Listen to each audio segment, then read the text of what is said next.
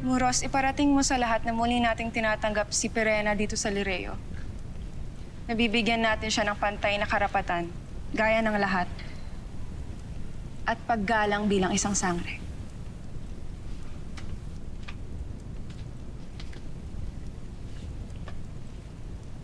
Ang susunod, mahal na Reyna.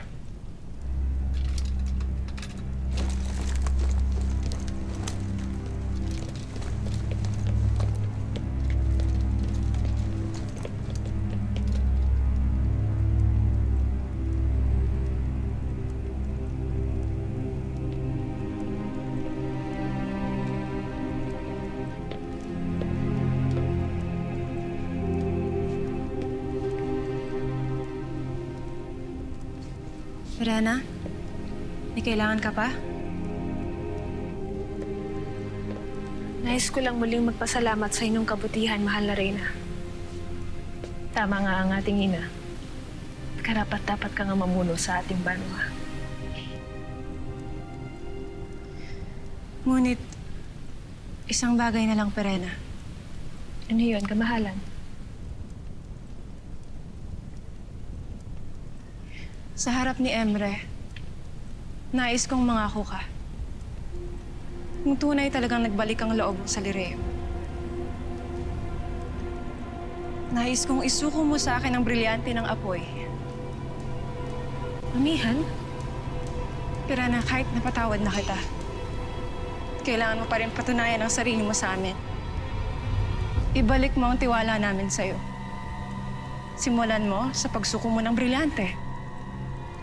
Kapag naramdaman ko na karapat-dapat kang muli, ibabalik ko sa'yo to. Pero sa ngayon, isuko mo sa akin ang brilyante mo.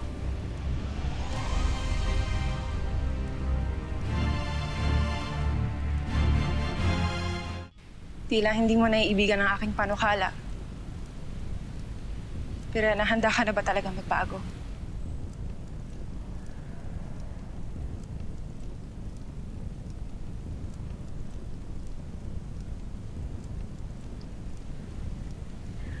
Pansamantala kong ipinapaubaya ang brilyanteng ito.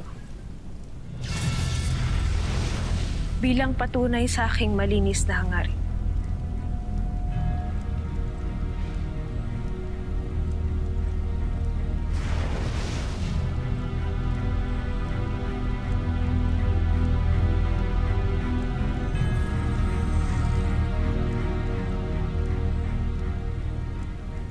Nabisala, Eshma, Pirena.